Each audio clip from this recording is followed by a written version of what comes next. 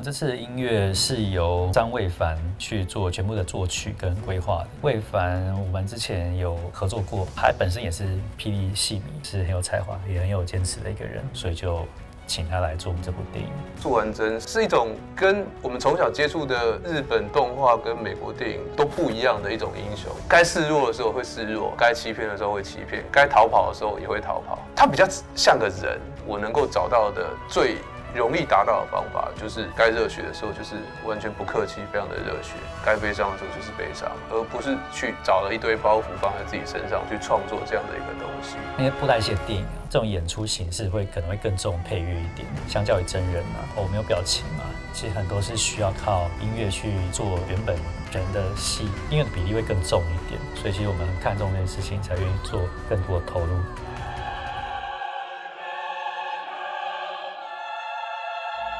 我找了曾经录《星际大战》的乐团，索菲亚是保加利亚。如果你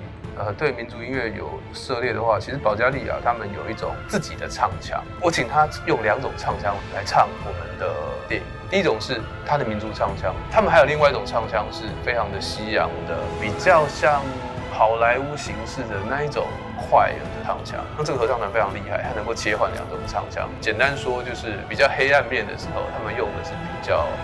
圣歌型的唱腔，比较巴洛克型的唱腔。要站在素还真的角度去看这个事情的时候，他们有一点点那个民族的唱腔出来，都是比较偏素还真的角度去解释这个事情。进入混音的时候，一直觉得少了一个东西，少了一个贯穿的东西，所以我的混音一直没有办法定案。后来我跟我的录音制作人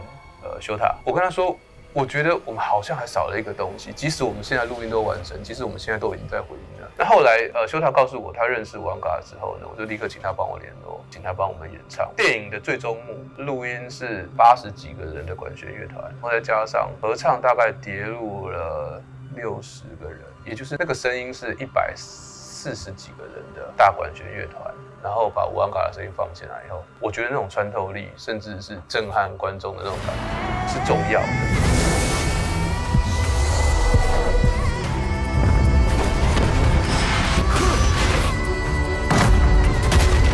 唤醒，唤醒，唤醒，万如转都是转现，脑中心思做满，将那父母换变天。配乐对布袋戏的重要性，因为我们布袋戏的表演其实还是偏间接、偏抽象的，没有人没有表情，动作也没有那么像人那么精准跟细微。除了对白以外，就是靠当时的配乐去引导大家到底是以怎样一个角度去看电影，去投入那个角色的心境。所以其实配乐它是一个有色眼镜，让大家可以用某种有色眼镜去看接下来故事的推进，这样子，所以它非常重要。整个音乐长度是在90分钟，事实上音乐非常非常的慢。我相信有了这些音乐，也可以让很多的观众，他可能没有看过布袋戏的人，他能够更容易理解